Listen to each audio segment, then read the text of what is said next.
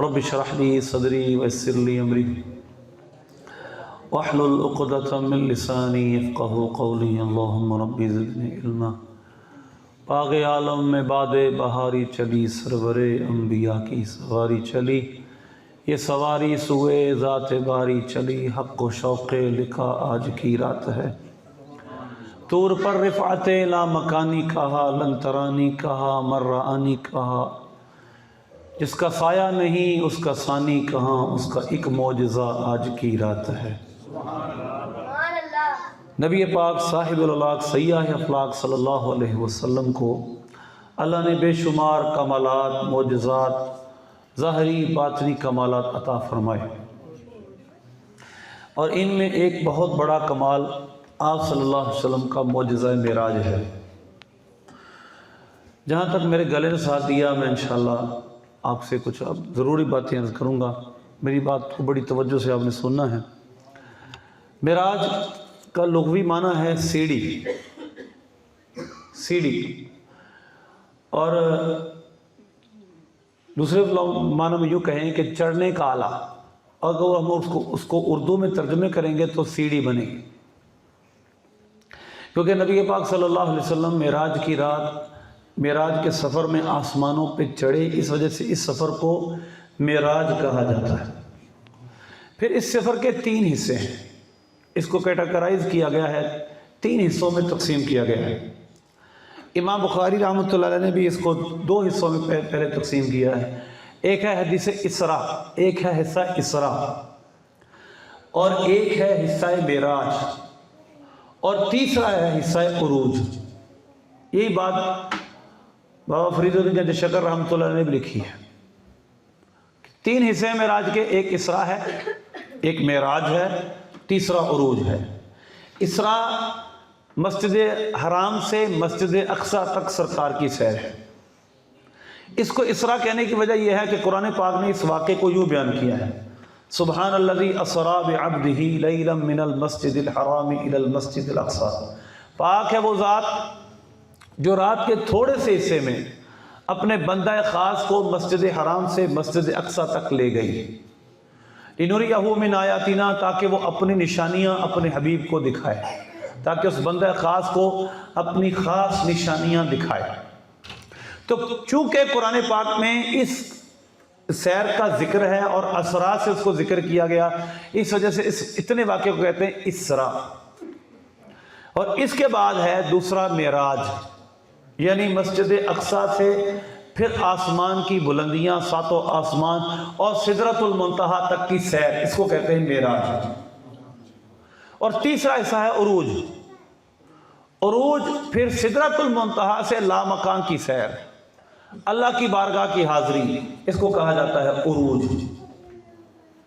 تو پہلا حصہ جس کو اسراء کہا جاتا ہے وہ قرآن سے ثابت ہے، اس کا انکار کرنا قرآن کی آیات کا انکار ہے، تو لہذا اس کا انکار کسی صورت کرنا جائز نہیں، ممکن نہیں، وہ قرآن نے فرما دیا۔ اس کے بعد دوسرا حصہ ہے معراج کا۔ معراج کا حصے یہ صحیح احادیث اور متواتر احادیث سے ثابت ہے۔ نبی پاک صلی اللہ علیہ وسلم کے 35 صحابہ نے تقریباً واقعہ معراج کو بیان کیا ہے، تو اس وجہ سے اس کا انکار کرنا گمراہی ہے۔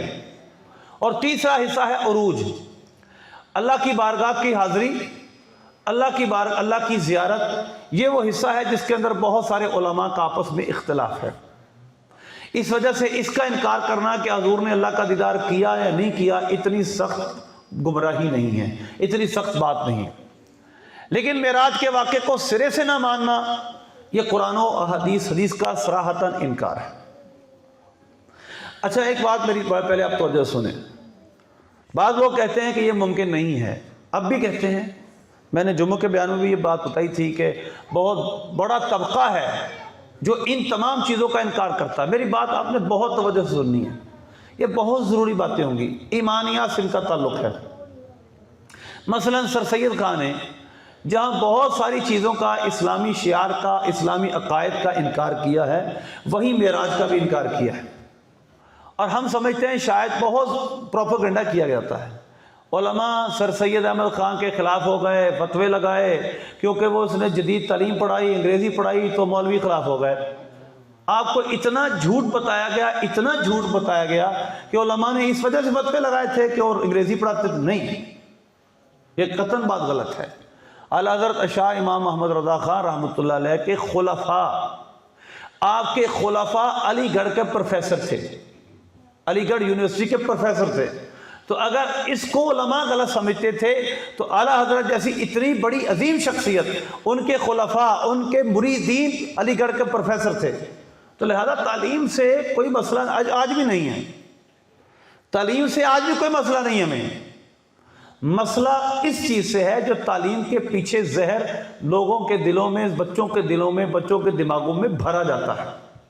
وہ کفر اور الحاد کا زہر ہے، وہ جدیدیت کا زہر ہے، وہ سیکولرزم کا زہر ہے، وہ لبرلزم کا زہر ہے، اور اس سے بڑا زہر ایتھیزم کا ہے.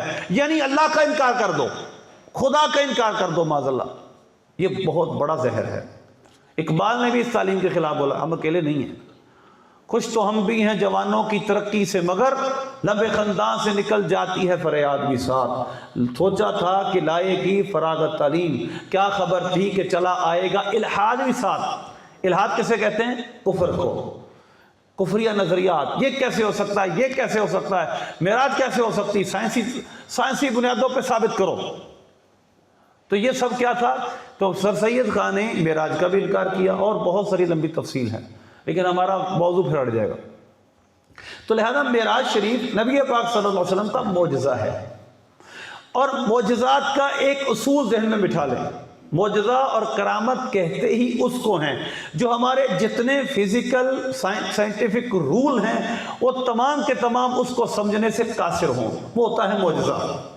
معجزہ کا معنی ہوتا ہے عاجز کر دینے والا، ایسی چیز جو انسان کو لاچار اور مجبور کر دے ہو لیکن انسان سمجھ نہ پائے کیسے ہوا، تو وہ ہوتا ہے معجزہ. اگر نبی سے صادر ہو اور اگر ولی سے صادر ہو تو اس کو کہتے ہیں کرامت.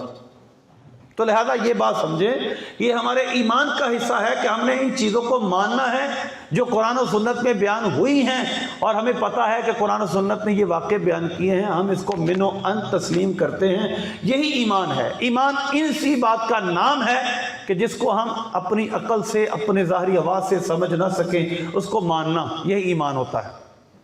اچھا، مزید میں آپ کو اس بات کو مزید واضح کرنا چاہتا ہوں.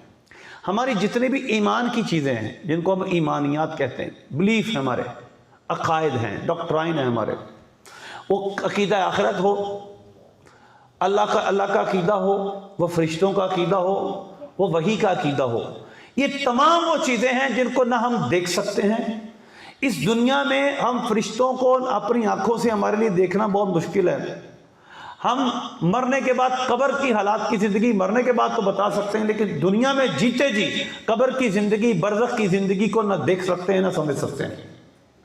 اسی طرح آخرت کیا ہے، اس کو ہم اپنے جتنے بھی ہمارے میٹیریلزم کے اصول ہیں ان تمام کے تحت اگر سمجھنا چاہیں گے تو ناممکن ہے. جتنے سائنسی اصول ہیں، جتنے انسان کے بنائے ہوئے اصول ہیں، ان میں سے کسی اصول پر پرکھنا چاہیں گے ہم عقیدہ آخرت کو نہیں سمجھ سکتے. اسی طرح خدا کی ہستی ہے، اللہ کی ہستی ہے. وہ ایک ایسی اینٹٹی ہے، وہ ایک ایسی ذات ہے جس کو سمجھنا ہمارے ان تمام مادی ذرائع سے ممکن نہیں.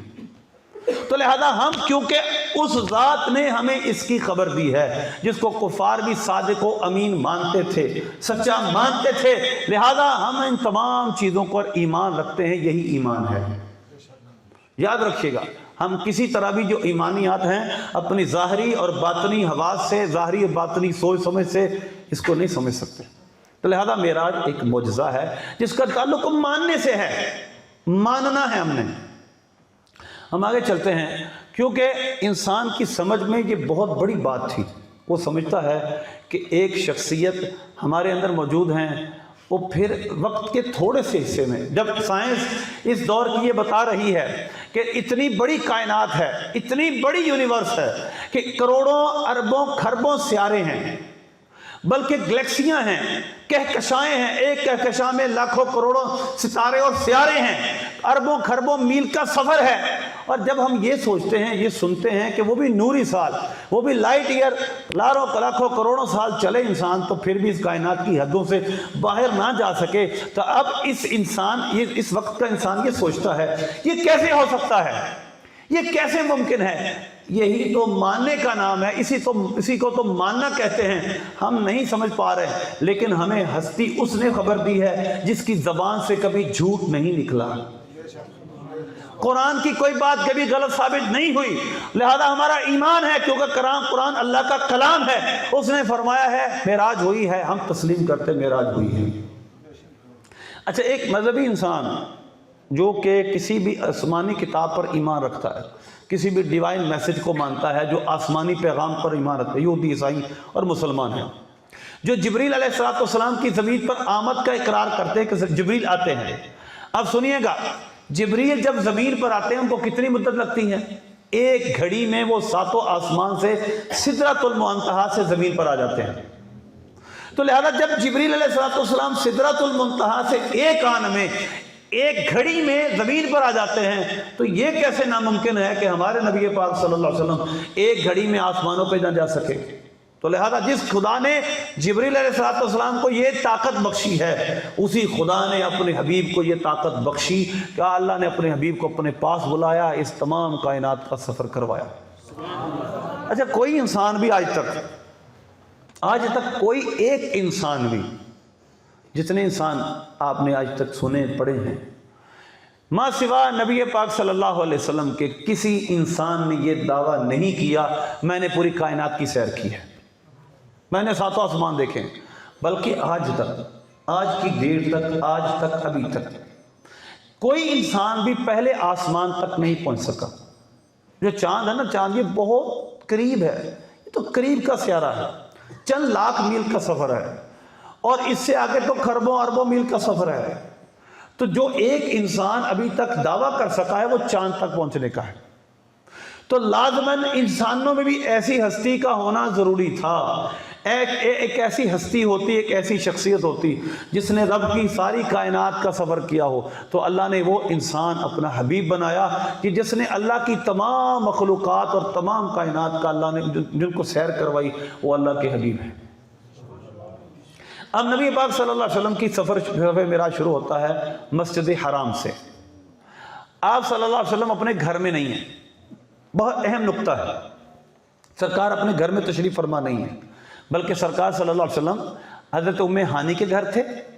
حضرت ام ہانی جو سرکار کی حفیظات تھی، مولا علی کی چھوٹی بہن تھی، اور سرکار صلی اللہ علیہ وسلم وہاں سے پھر حتیم میں آئے، خانہ کعبہ میں آئے، جہاں سے سفر شروع ہوا، اور چھت چیر کر جبریل علیہ السلام آئے۔ اب سوال یہ پیدا ہوتا ہے کہ نبی پاک صلی اللہ علیہ وسلم اپنے گھر میں تشریف فرما کیوں نہیں تھے؟ یہ سفر معراج حتیم سے یا کعبے سے کیوں شروع ہوا؟ حضرت ام ہانی کے گھر سرکار کیوں تھے؟ وجہ دراصل یہ ہے کہ جبریل علیہ السلام آئے تھے نبی پاک صلی اللہ علیہ وسلم کے پاس چھت کو چیر کر، اور سرکار صلی اللہ علیہ وسلم کے گھر مبارک کا آنے کا اصول جو قرآن نے بیان کیا ہے، دیکھیے گا، میں نے کیا عرض کیا ہے کہ سرکار کے گھر سے سیر کیوں نہیں شروع ہوئی؟ کیونکہ سرکار کے کاشانہ مبارکہ میں آنے کا اصول جو قرآن نے بیان کیا ہے وہ یہ ہے کہ اے ایمان والو، اجازت کے بغیر میرے نبی کے گھر میں نہ ہو، کیونکہ جبریل علیہ السلام نے اچانک آنا تھا، بغیر بتائے آنا تھا، یکدم یہ سیر ہونی تھی، تو لہذا جبریل علیہ السلام گھر نہیں گئے، آپ گھر میں نہیں تھے، کیونکہ جب گھر میں ہوتے تو تمام فرشتے اور جبریل امین آپ سے پہلے اجازت لیتے، یا رسول اللہ گھر میں آنے کی اجازت ہے؟ اجازت ہوتی تو اندر آ سکتے تھے، تو لہذا کیونکہ آپ ام ہانی کے گھر میں تھے اور اس کے بعد خانہ کعبہ میں آئے، وہاں پر جبریل علیہ السلام کو سرکار سے اجازت لینے کی ضرورت نہیں تھی، اس وجہ سے اللہ نے آپ کی معراج کو کعبے سے اور ام ہانی کے گھر سے شروع فرمایا۔ پھر اس کے بعد چونکہ انسان سمجھتا ہے یہ کیسے ہو سکتا ہے، یہ کیسے possible, how it can be possible, یہ کیسے ہو سکتا ہے ایک انسان اتنی وسعتوں کو کراس کرتا ہوا پھر واپس زمین میں تشریف لے آئے، تھوڑے سے حصے میں، لیلا من المسجد الحرام، تھوڑے سے حصے میں تو لہذا اللہ نے اس سفر معراج کو شروع ہی سبحان سے کیا. سبحان الذی اسری بعبدہ، پاک ہے وہ ذات، تمہارے جتنے اشکال ہیں، جتنے اعتراض ہیں، وہ سارے کے سارے تمہاری اپنی عقل اور سمجھ کے اعتبار سے ہیں. غور کرو، وہ ہستی جس نے ساتوں زمین اور ساتوں آسمانوں کو وجود بخشا، جس نے ایک بے جان پانی سے انسان کی زندگی بخشی، وہ پاک ذات اس بات پر قدرت رکھتی ہے کہ اپنے اس پاک بندے کو وقت کے تھوڑے سے حصے میں کائنات کی سیر کروا دے، اس کے لیے کوئی مشکل نہیں. تو لہذا اس نے اس واقعے کو لفظ سبحان سے شروع فرمایا. اب میں آپ کے سامنے اس تمہید کی بات، صحیح بخاری کی ایک حدیث ہے، وہ آپ کے سامنے بیان کرتا ہوں. صحیح بخاری کی حدیث نمبر 88 ہے. آپ صلی اللہ علیہ وسلم نے اپنے واقعہ معراج کو بیان فرمایا. آپ نے فرمایا میں حتیم میں تھا، کوئی آنے والا آیا، اذ آتانی آتن فقط سمعتہ فشق ما بین ہذہ الی ہذہ. فرمایا کہ ایک آنے والا آیا، اس نے میرے سینے کو یہاں سے یہاں تک چاک کیا، یعنی سینہ مبارکہ کو کھولا اور پھر میرے قلب اطہر کو باہر نکالا اور اس کو ایک سونے کے تشت پر رکھا، اور سونے کے تشت پر رکھ کر، اور ایسا سونے کا تشت من ذہب مملوءۃ ایمانا، جو ایمان سے بھرا ہوا تھا. پھر سرکار نے فرمایا فغسل قلبی ثم حشی ثم اعید ثم اتیت بدابۃ دون البغل وفوق الحمار. سرکار نے فرمایا پھر اس مبارک دل کو دھویا گیا اور پھر میرے سینے میں واپس رکھ دیا گیا. اس کو کہتے ہیں شق صدر. پھر حضور نے فرمایا میرے پاس ایک جانور لایا گیا جو خچر سے بڑا تھا اور گدھے سے چھوٹا، خچر سے چھوٹا تھا اور گدھے سے بڑا تھا، اور سفید رنگ کا جانور تھا، اور دوسری حدیثوں میں اس کو براق کہا جاتا ہے. براق برق سے بنا، جس کا مطلب ہوتا ہے بجلی. وہ بجلی سے بھی زیادہ تیز رفتار رکھتا تھا. پھر اس کے بعد نبی پاک صلی اللہ علیہ وسلم فرماتے ہیں پھر ہم چلے. اب یہاں پر اس حدیث میں مسجد اقصیٰ کی بات نہیں ہوگی، کیونکہ اس حدیث میں آسمانی سفر کو بیان کیا گیا. سرکار فرماتے ہیں مفہوم اس کا یہ ہے کہ وہ براق ایک اپنا قدم وہاں رکھتا تھا جہاں انسانی نظر کی انتہا ہوتی ہے، یدع حافرہ عند منتہا طرفہ، او کما قال علیہ السلام، جہاں انسانی نظر کی انتہا ہوتی ہے وہاں اس جانور کا ایک قدم پڑتا تھا، وہ اتنا تیز تھا. اس کے بعد فرماتے ہیں نبی پاک صلی اللہ علیہ وسلم نے فرمایا پھر پہلا آسمان آ گیا. فاستفتح، ہم پہلے آسمان پر آئے، آسمان کا دروازہ کھٹکھٹایا گیا. عرض کی گئی من ھذا، کون ہے؟ جبریل علیہ السلام نے کہا جبریل ہوں. عرض کی گئی آپ کے ساتھ کون ہے؟ فرمایا محمد ہے. آسمان پر دروازہ کھٹکھٹایا گیا، کون ہے؟ جبریل. من معک، آپ کے ساتھ کون ہے؟ محمد ہیں. وقیل قد ارسل الیہ، فرشتے نے پوچھا کیا ان کو بلایا گیا ہے؟ قال نعم، بالکل بلایا گیا ہے.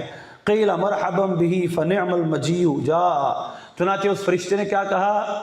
مرحبا مرحبا، خوش آمدید، آنے والا کیا خوب ہے، جو تشریف لا رہا ہے وہ کیا خوب شان کا مالک ہے.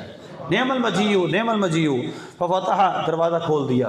فلما خلصت فاذا هو آدم، جب دروازہ کھلا تو میں نے دیکھا کہ وہاں آدم علیہ السلام کھڑے ہیں، پہلے آسمان پر آدم علیہ السلام. قال هذا ابوک آدم فسلم علیہ، جبریل علیہ السلام عرض کرنے لگے یہ آدم آپ کے باپ ہیں، ان کو سلام کیجئے. سرکار فرماتے ہیں میں نے سلام کیا. اس کے بعد آپ صلی اللہ علیہ وسلم کو حضرت آدم علیہ السلام جواب دیتے ہیں فَمَرْحَبًا بِابْنِ الصَّالِحِ وَالنَّبِيِّ الصَّالِحِ، مرحبا ہو، خوش آمدید ہو نیک بیٹے کو، نیک نبی کو، نیک نبی نیک بیٹے کو خوش آمدید ہو. ثم صعد بی حتی اتی السماء الثانیہ، پھر فرماتے ہیں نبی پاک صلی اللہ علیہ وسلم نے فرمایا پھر اس کے بعد جبریل علیہ السلام مجھے لے کر دوسرے آسمان پر چڑھے، یہاں تک کہ دوسرا آسمان آ گیا. اور اس کے بعد جبریل علیہ السلام نے دروازہ کھٹکھٹایا تو آگے سے آواز آئی کون ہے؟ انہوں نے کہا جبریل ہوں. تمہارے ساتھ کون ہیں؟ محمد ہیں. ارسل الیہ، بھیجے، ان کو بلایا گیا ہے. جی بالکل بلایا گیا ہے. مرحبا بہ فنعم المجیء، دروازہ کھولا اور کہا خوش آمدید خوش آمدید، کیا خوب آنے والا آیا ہے. فنعم المجیء جاء، آسمان والے، عرش والے بھی کہہ رہے ہیں، آسمانوں والے بھی کہہ رہے ہیں کیا خوب آنے والا ہے. فرشتے بھی جن کی تعریف کرتے ہیں کیا خوب آنے والا ہے. ففتح، دروازہ کھولا گیا. سرکار نے فرمایا میں وہاں داخل ہوا. اذن یحییٰ و عیسیٰ وہاں ابن خالۃ، وہاں پر عیسیٰ و یحییٰ علیہ السلام تھے اور وہ خالہ زاد تھے. حضرت مریم اور حضرت یحییٰ علیہ السلام کی والدہ یہ آپس میں بہنیں تھیں، تو عیسیٰ علیہ السلام اور حضرت یحییٰ علیہ السلام یہ آپس میں ایک خالہ زاد تھے۔ چنانچہ نبی پاک صلی اللہ علیہ وسلم کو عرض کی گئی آپ سلام کیجئے، آپ نے ان کو سلام کیا، انہوں نے سلام کا جواب دیا۔ ثم قال مرحبا باخ الصالح و نبی صالح، عرض کرنے لگے مرحبا ہو، خوش آمدید ہو نیک بھائی کو، نیک نبی کو۔ اس کے بعد دروازہ تیسرا آسمان آتا ہے، جبریل علیہ السلام وہاں دروازہ کھٹکھٹاتے ہیں، پوچھا گیا کون ہیں؟ جبریل ہوں۔ کہا ساتھ کون ہیں؟ محمد ہیں۔ بلائے گئے ہیں۔ چنانچہ دروازہ کھولتا ہے، اسی طرح آگے سے استقبال کیا جاتا ہے، مرحبا فنعم المجیء جاء، مرحبا خوش آمدید، کیا آنے والا آیا ہے۔ دروازہ کھولتے ہیں، وہاں پر نبی پاک صلی اللہ علیہ وسلم کو حضرت یوسف علیہ السلام ملتے ہیں۔ حضرت جبریل عرض کرتے ہیں سلام کیجئے، آپ نے سلام کیا، انہوں نے سلام کا جواب دیا، اور ایک حدیث میں یہ ہے ان کو شطر حسن دیا گیا تھا، جبریل حضرت یوسف علیہ السلام کو آدھا حسن دیا گیا۔ پھر اس کے تحت ہمارے محدثین نے کلام کیا کہ حضرت یوسف علیہ السلام کو جتنا حسن دیا گیا تھا وہ حسن صباحت تھا، اور نبی پاک صلی اللہ علیہ وسلم کو جو حسن ملا تھا وہ حسن ملاحت تھا۔ شاہ ولی اللہ صاحب محدث دہلوی در السمین میں لکھتے ہیں کہ حضرت یوسف علیہ السلام کو جو حسن ملا وہ حسن صباحت تھا۔ صباحت کا مطلب ایک دفعہ دیکھیں تو دل بھر جائے، اور حضور پاک کا جو حسن ملا تھا وہ حسن ملاحت تھا، ایک دفعہ دیکھے تو بار بار دیکھنے کو دل کرے، کبھی دل نہ بھرے۔ اور تمہیں بابا نے بھی کہا تھا ملیح الوجہ، سرکار کا چہرہ مبارکہ ایسا تھا جو ایک بار دیکھے بار بار دیکھنے کو دل چاہے۔ تو فرق یہ ہے کہ یوسف علیہ السلام کا جو حسن تھا وہ حسن صباحت تھا، اور حضور کا حسن حسن ملاحت تھا۔ اس کے بعد فرماتے ہیں چوتھا آسمان آیا، دروازہ کھٹکھٹایا، پوچھا کون ہیں؟ جبریل ہوں۔ بلائے گئے ہیں، آپ کے ساتھ کون ہیں؟ محمد ہیں۔ بلائے گئے ہیں۔ چنانچہ آسمان پر دروازہ کھلتا ہے، پھر استقبال کرتے ہیں، مرحبا فنعم المجیء جاء، کتنی بڑی ہستی آئی ہیں، کیا آنے والا آیا ہے۔ چنانچہ اس کے بعد دروازہ کھلا، نبی پاک صلی اللہ علیہ وسلم اندر تشریف لے گئے۔ سرکار فرماتے میں نے دیکھا وہاں ادریس علیہ السلام تھے۔ جبریل عرض کرتے ہذا ادریس فسلم علیہ، یہ ادریس ہیں، ان کو سلام کیجئے۔ نبی پاک صلی اللہ علیہ وسلم فرماتے ہیں میں نے سلام کیا، انہوں نے سلام کا جواب دیا۔ عرض کرنے لگے مرحبا باخی صالح و نبی صالح، خوش آمدید اے نیک بھائی، اے نیک نبی۔ اس کے بعد نبی پاک فرماتے ہیں پھر پانچواں آسمان آیا، اسی طرح اجازت ہوئی، وہاں پر پانچویں آسمان پر حضرت سیدنا ہارون علیہ السلام ملے۔ اس کے بعد چھٹا آسمان آیا، چھٹے آسمان پر حضرت ابراہیم علیہ السلام ملے۔ ساتواں آسمان آیا، ساتویں آسمان پر، یہاں چھٹے آسمان پر حضرت ابراہیم علیہ السلام تھے، یا ساتویں آسمان پر بیت المعمور کے ساتھ ٹیک لگائے ہوئے، اور چھٹے آسمان پر حضرت موسیٰ علیہ السلام حضور سے ملے تھے۔ اور اس جگہ پہ نبی پاک صلی اللہ علیہ وسلم نے فرمایا، اس کے بعد جو حضرت موسیٰ علیہ السلام رونے لگے، جب میں آگے بڑھنے لگا موسیٰ علیہ السلام رونے لگے، اور پھر کہنے لگے ابکی لأن غلاما بعث بعدی يدخل الجنة من امتی اکثر من يدخلها من امتی۔ اور افسوس، اب رونے لگے، اور رونے کی وجہ یہ بتانے لگے میرے بعد ایک نوجوان تشریف لائے، یعنی نبی پاک صلی اللہ علیہ وسلم، ان کے اتنے امتی ہیں جو میری امت سے زیادہ ہیں، ان کے امتی میری امت سے زیادہ جنت میں جائیں گے۔ گویا اپنی امت پر افسوس کرنے لگے کہ میری امت پر افسوس ہے، وہ میری بات نہ مان کر پیچھے رہ گئی، اور اس نوجوان کی امت ان کی بات مان کر میری امت سے زیادہ جنت میں جائے گی۔ پھر اس کے بعد ساتواں آسمان آتا ہے، حضرت ابراہیم علیہ السلام وہاں بیت المعمور کے ساتھ۔ بیت المعمور کہاں ہے؟ جہاں پر اس وقت کعبہ ہے، این 7 آسمان اوپر یہاں پر بیت المعمور ہے، ہر وقت یہاں فرشتے طواف کر رہے ہیں۔ چنانچہ حضرت ابراہیم علیہ السلام اس بیت المعمور کے ساتھ ٹیک لگا کر بیٹھے ہوئے تھے۔ چنانچہ وہاں پر سدرۃ المنتہا، نبی پاک صلی اللہ علیہ وسلم فرماتے ہیں وہاں پر سدرۃ المنتہا تھا۔ سدرۃ المنتہا فرمایا جس طرح حجر مقام کے مٹکے ہیں، حجر ایک مقام ہے مکہ شریف کے قریب، وہاں کے بڑے بڑے مٹکے ہوتے تھے، جہاں فرمایا جس طرح وہاں کے مٹکے ہیں اس طرح سدرۃ المنتہا وہ جو بیری ہے اس کے درخت، اس کے پھل ہیں، اور حضور نے فرمایا اس کے اتنے بڑے، جس طرح ہاتھی کے کان ہوتے ہیں، ہاتھی کے کانوں کی طرح اس کے پتے ہیں۔ پھر فرمایا اس سے 4 نہریں نکلتی ہیں، سدرۃ المنتہا سے 4 نہریں نکلتی ہیں، 2 ظاہر سے 2 باطن سے۔ جو باطنی نہریں ہیں وہ جنت میں جاتی ہیں، اور جو ظاہری نہریں ہیں سرکار نے فرمایا وہ فرات اور نیل ہیں، دریا نیل اور دریا فرات۔ فرمایا سدرۃ المنتہا سے جو ظاہری نہریں نکلتی ہیں 2 ہیں۔ پھر نبی پاک صلی اللہ علیہ وسلم کو دودھ پیش کیا گیا، اور ایک روایت میں ہے شراب اور دودھ پیش کیے گئے۔ سرکار نے فرمایا میں نے دودھ کو اختیار کیا۔ حضرت جبریل علیہ السلام عرض گزار ہوئے یا رسول اللہ آپ نے فطرت کو اختیار کیا ہے، آپ نے فطرت کو اختیار کیا ہے، یعنی دودھ ایک پاکیزہ چیز ہے جس کو آپ نے اختیار کیا ہے، اگر آپ شراب کو اختیار فرماتے تو آپ کی امت گمراہ ہو جاتی۔ چنانچہ نبی پاک صلی اللہ علیہ وسلم نے فرمایا۔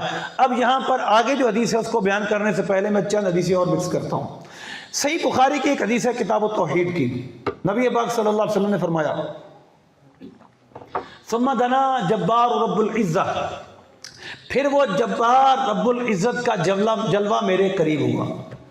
پھر ایک روایت میں یہ ہے آگے سے ندا آئی ادنو یا محمد، کیف یا محمد فإن ربک یصلی۔ سدرۃ المنتہا سے جب آگے مقام شروع ہونے لگا، جبریل علیہ السلام وہاں رکتے ہیں، عرض کرتے ہیں یا رسول اللہ اگر میں نے ایک قدم بھی آگے بڑھایا تو میرے سارے پر جل جائیں گے۔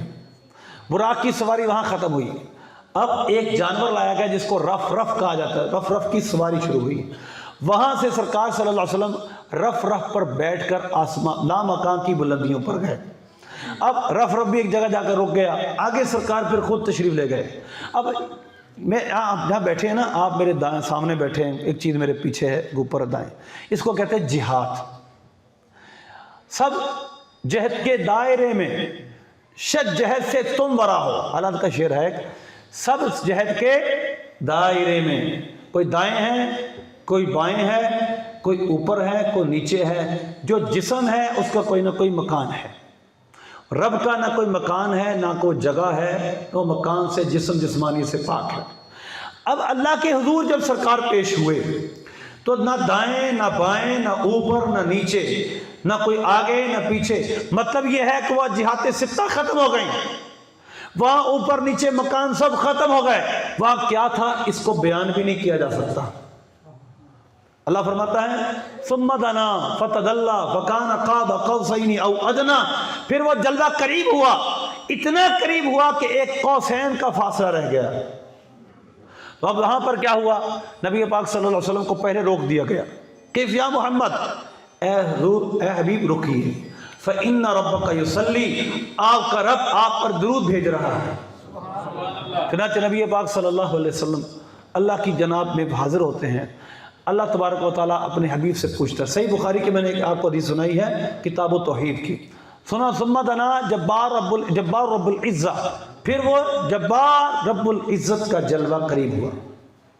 اچھا میں آپ کو ایک بات بتاؤں، کچھ لوگ ایسے ہیں کہ آپ کو کہیں گے بخاری میں دکھاؤ بخاری میں دکھاؤ، لیکن جب اپنی بات آئے گی نا تو بخاری پر بھی اعتراض کریں گے۔ آپ کو میں صحیح کہہ رہا ہوں، شبلی نعمانی ایک دیوبندی سیرت نگار ہے، اس کی کتاب ہے سیرت النبی، کیونکہ یہ طبقہ سارے کا سارا نبی پاک صلی اللہ علیہ وسلم کو اللہ کی زیارت کا، یعنی اللہ کی زیارت نہیں ہوئی، یہ مانتے ہیں کہ آپ نے اللہ کو نہیں دیکھا، تو لہذا اب انہوں نے کیا کہا ہے، لکھا کیا یہاں پر کہ بخاری کی سب سے کمزور حدیث یہ ہے۔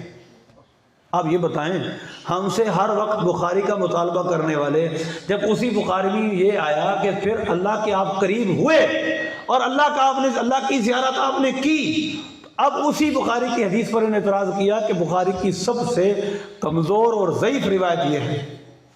اللہ ہمیں ایسی نفس پرستی سے بچائے۔ آپ اللہ کے قریب ہوئے، اب اللہ تبارک و تعالیٰ اپنے حبیب سے پوچھتا، جامع ترمذی کی حدیث ہے، اے پیارے حبیب یہ بتاؤ فیما یختصم الملأ الاعلی، یہ جو ملأ الاعلی کے فرشتے ہیں، یہ جو موسٹ ہائی رینک کے فرشتے ہیں، بتاؤ یہ کس چیز کے بارے میں بحث کر رہے ہیں، ان کی بحث کس چیز کے بارے میں چل رہی ہے؟ حضور عرض کرتے ہیں یا اللہ تو جانتا ہے، مجھے نہیں پتا۔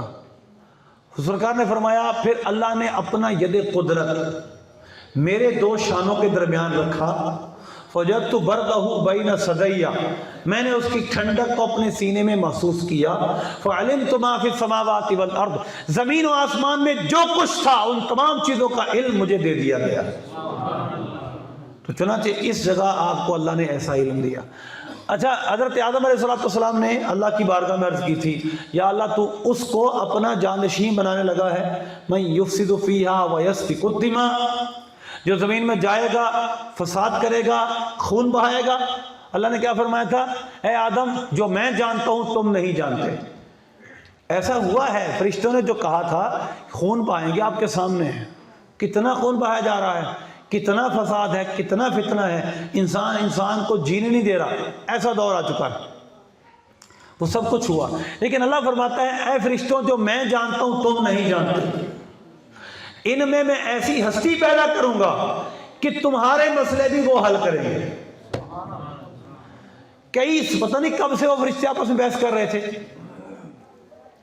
اللہ چاہتا تو خود بتا دیتا، فرشتے بحث کیوں کرتے ہو، مجھ سے پوچھ لو، میں بتا دیتا ہوں، لیکن اللہ نے خود نہیں بتایا، نہ فرشتوں کے دماغ میں یہ بات آئی، بلکہ جب اللہ نے اپنے حبیب کو معراج کروائی، اللہ نے اس رات فرشتوں کو وہ مسئلہ حل فرمایا۔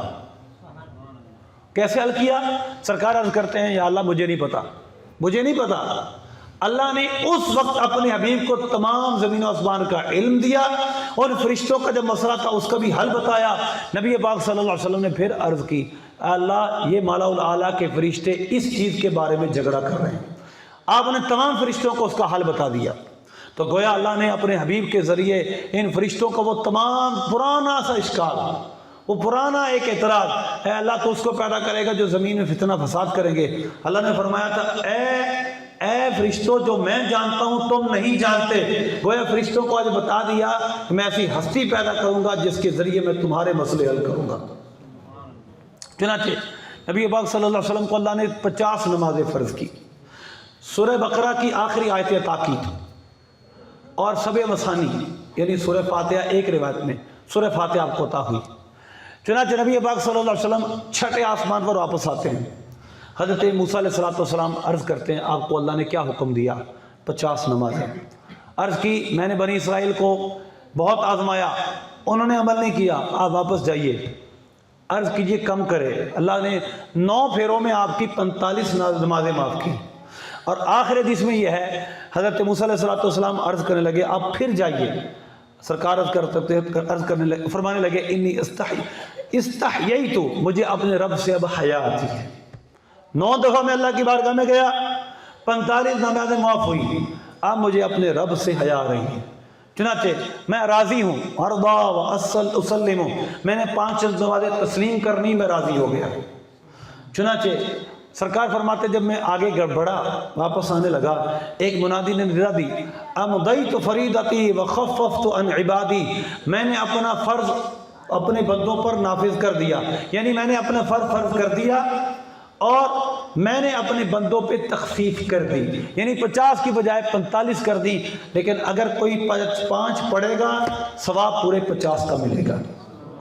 نبی پاک صلی اللہ علیہ وسلم جب یہ واقعہ بیان کرتے ہیں اپنے صحابہ میں، چنانچہ نبی پاک صلی اللہ علیہ وسلم کی اکثر نے انکار کر دیا، کفار مکہ تو مانتے نہیں تھے، یہ کیسے ہو سکتا ہے۔ صدیق اکبر آپ نے جیسے سنا ہے پہلے پچھلے بیان میں، صدیق اکبر رضی اللہ تعالیٰ عنہ سب سے پہلے تھے جنہوں نے کہا یا رسول اللہ جو آپ کہتے ہیں وہ سچ ہے۔ اب ہوا یہ جب سرکار اب یہ ایک حکمت سنیے گا، سرکار کو مسجد اقصیٰ کی سیر کیوں کروائی گئی؟ وجہ کیا تھی؟ کیونکہ کفار آسمان کو دیکھا کسی نے نہیں، جب آپ ڈائریکٹ آسمانوں پہ جاتے اور واپس آ کر آپ بتاتے میں نے آسمان دیکھا ہے، کوئی نشانی بتاتے، کسی کو کیا پتا نشانی وہاں ہے کہ نہیں، کسی انسان نے آسمان دیکھا ہی نہیں۔ تو اللہ نے آپ کو مسجد اقصیٰ میں آپ کو لے گیا، کیونکہ مسجد اقصیٰ کفار مکہ میں بہت سارے لوگوں نے پہلے دیکھی تھی۔ اب سرکار صلی اللہ علیہ وسلم نے اس سے پہلے مسجد اقصیٰ کا سفر نہیں کیا تھا، اپنی ظاہری آنکھوں سے سرکار نے کبھی مسجد اقصیٰ نہیں دیکھی تھی۔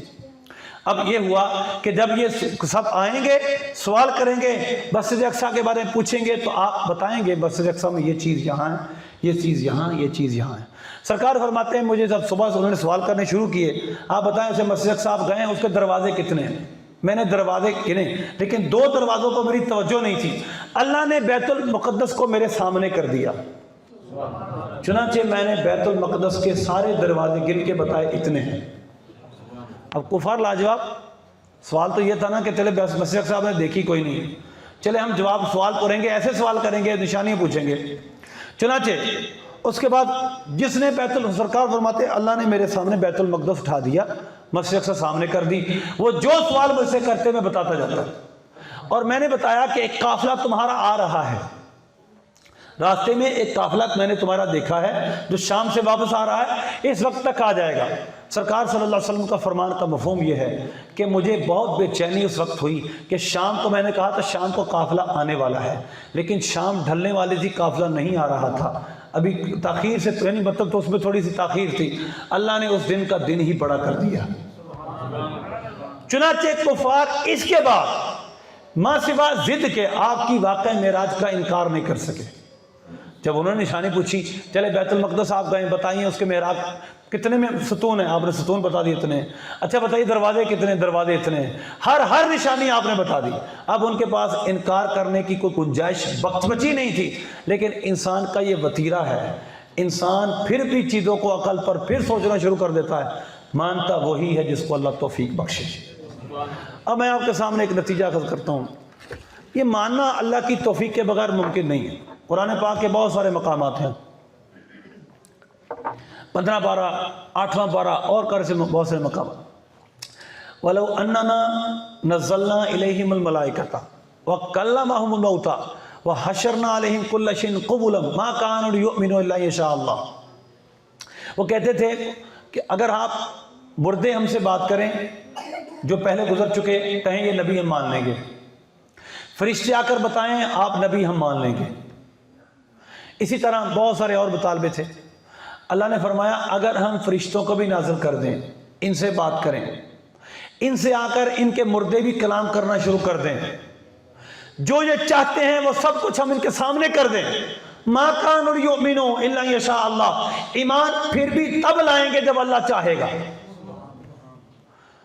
ولو ان قرآنا سیرت به الجبال او قطعت به الارض او کلم به الموتى، میری طرف توجہ کریں، ولو ان قرآنا سیرت به الجبال، اگر اس قرآن کے ساتھ پہاڑ بھی چلا دیا جائے، قطعت به الارض، زمین چیر دی جائے، او کلم به الموتى، مردے بھی اس کلام کے ذریعے کلام کریں تو پھر بھی ایمان نہیں لائیں گے۔ ایمان وہی لائے گا جس کے پس میں ایمان ہوا۔ تو لہذا ایک بات یاد رکھیے گا، سمجھانا میں چاہتا ہوں، یہ جو اعتراض ہم کر رہے ہیں نا، آج سن رہے ہیں، یہ صرف نام نئے ہیں، اعتراض پرانے ہیں، نئے ناموں سے اعتراض ہیں۔ کفار مکہ بھی یہی کہا کرتے تھے، کیسے مردے کیسے زندہ ہوں گے، یہ کیسے ہو سکتا ہے؟ تو لہذا ایمان اس چیز کا نام ہے، اللہ رسول نے جو فرمایا ہم من و ان قبول کریں۔ اب ہماری راہ اور نجات کس میں؟ سرکار نے فرمایا 5 نمازیں، یعنی 5 نمازیں فرض کی گئیں، 50 تھی 5 کر دی گئی۔ اچھا ہمارے دور میں جو نمازوں کا سٹیٹس بن چکا وہ کیا ہے؟ نماز اکثر لوگوں کے نزدیک ضروری نہیں ہے، کوئی مسئلہ نہیں، خیر ہے یار، اچھا اخلاق ہونا چاہیے، انسان حلال کماوے، والدین کی خدمت کرے، یہ کافی ہے۔ آپ کو کسی نے کہہ دیا یہ کافی ہے، اچھا کافی کا مطلب جنت میں جانے کے لیے کافی ہے؟ اچھا جنت میں جانے کے لیے کیا کافی ہے؟ یہ میں بتاؤں گا کہ جنت جس نے بنائی وہ بتائے گا، جس نے جنت میں داخلہ کرنا ہے وہ بتائے گا، یہ میں بتاؤں گا؟ اب وہ قرآن میں 700 سے زیادہ مقامات پر حکم دے نماز پڑھیں، اور ہم اپنی مرضی کرتے ہوئے کہیں نہیں اللہ بخش دوں گا، کوئی نہیں ضروری۔ اللہ فرماتا ہے یا ایھا الذین آمنوا اطیعوا اللہ واطیعوا الرسول ولا تبطلوا اعمالکم، اے ایمان والو اللہ اس کے رسول کی اطاعت کرو، اپنے اعمال تباہ نہ کرو۔ عبادت پتہ کسے کہتے ہیں؟ اپنی خواہش کو قربان کر دینا۔ اگر میں چاہوں نا میری مرضی 5 نماز، چلو مغرب کی میں 3 رکعتیں پڑھ کے 4 پڑھ لوں، یار عبادت ہی ہے، فجر کی 4 پڑھ لوں، عبادت ہی ہے، عشاء کی 6 پڑھ لوں، فرض کی 6 پڑھ لوں، معاذ اللہ عبادت ہی ہے۔ میں مرضی کرنا چاہوں تو کیا یہ نماز قابل قبول ہوگی؟ نہیں، نہ عبادت میں اپنی مرضی ہے، نہ کسی اور کام میں اپنی مرضی ہے۔ اطاعت کس کو کہتے ہیں؟ اللہ رسول نے جو فرمایا اس کو من و ان تسلیم کر کر عمل کرنے کی کوشش کرنا۔ اس کا حکم ہے نماز پڑھو، مجھے نہیں پتا وہ بخشے گا نہیں بخشے گا، امید ہے بخش دے گا۔ اس کا حکم ہے نماز پڑھتا ہوں، اس کا حکم ہے زکوٰۃ دو زکوٰۃ دیتا ہوں، اس کا حکم ہے والدین کی خدمت کرو والدین کی خدمت کرتا ہوں، اس کا حکم ہے سچ بولو سچ بولتا ہوں، اس کا حکم ہے تجارت کرو تجارت کرتا ہوں، اس کا حکم ہے حلال کماؤ حلال کماتا ہوں۔ اب وہ کس پر بخشے گا مجھے یہ نہیں پتا۔ یہ جو نیکی ہے نا ساری کی ساری، یہ سب کرنے کا حکم دیا گیا۔ ایک بزرگ کا قول ہے، فرمایا اللہ نے اپنی رضا کو نیکیوں میں چھپا دیا ہے، نیکیوں میں چھپا دیا ہے، اور اپنی ناراضی کو اپنے گناہوں پر نافرمانی میں چھپا دیا۔ پتہ نہیں اللہ کس نیکی سے راضی ہو جائے اور اللہ پتہ نہیں کس گناہ سے ناراض ہو جائے۔ لہذا ہر نیکی کرنے کی کوشش کرو، ہر گناہ کو چھوڑنے کی کوشش کرو۔ تو لہذا سرکار 5 نمازوں کا تحفہ لے کر آئے ہیں۔ ہماری اکثریت مسلمانوں کی اکثریت بے نمازی ہے۔ یہ مسجد جب بنی تھی پتہ نہیں 35-30 سال پہلے بنی ہوگی، اس وقت بھی 30 نمازی تھے، آج بھی 30 نمازی ہیں۔ اس وقت کی آبادی تھی 5000 بالفرض، آج کی آبادی ہے 35,000، نمازی 30 کے 30۔ اب نمازی بڑے یا کم ہوئے؟ پرپورشنلی تو کم ہوئے ہیں۔ تو لہذا ہم بہت دور جا رہے ہیں۔ ہر وقت جو بے سکونی ہمیں نظر آ رہی ہے نا، جو ہم وہ ساری اس وجہ سے ہے کہ ہم اللہ رسول کے احکامات کی پیروی نہیں کر رہے۔ نماز سچے دل سے پڑھ کے دیکھیں، اللہ رسول کے احکامات کے مطابق تجارت کر کے دیکھیں، ہم سب پرسکون ہو جائیں گے۔ تو لہذا آج کی بے سکونی، بے اطمینانی، بے چینی کی سب سے بڑی وجہ ہم نے اپنے دین کو چھوڑ دیا ہے۔ خدا را نبی پاک صلی اللہ علیہ وسلم جس دعوت کو آپ نے اتنی جان افشانی سے پھیلایا، آپ پر پتھر برسائے گئے، خون سے جوتے بھر گئے، صرف کس لیے؟ اس دین کے لیے۔ وہ معراج کی رات اتنے عرفان والے ہیں، اللہ نے اپنا حبیب ہمیں دیا ہے، اپنا حبیب۔ ہمیں پتہ ہو نا ہمارا بیٹا وہاں جائے گا فلان جگہ جائے گا تو اس کو اذیت ہوگی، لوگ اس کو ماریں گے تنگ کریں گے، ہم اپنا وہاں بچہ بھیجیں گے؟ یقیناً نہیں بھیجیں گے۔ اللہ نے فرمایا لقد من اللہ علی المؤمنین اذ بعث فیہم رسولا، اللہ نے مومنوں پر احسان فرمایا کہ ان میں اپنا رسول بھیج دیا۔ اور یار اللہ کو پتہ ہے یہ ستائیں گے تنگ کریں گے پتھر ماریں گے، پھر بھی بھیج دیا تاکہ کسی کی اصلاح ہو جائے، جنتی ہو جائے، وہ بخشا جائے۔ تو لہٰذا یہ ہم پر احسان ہے اللہ کا، اللہ نے اپنا حبیب ہمیں دیا۔ اس نعمت سب سے بڑی نعمت کی قدر کیجئے، سرکار کی سیرت کو پڑھ کر عمل کرنے کی کوشش کیجئے۔ اللہ سے دعا اللہ میں عمل کی توفیق عطا فرمائے، آمین بجاہ النبی الامین۔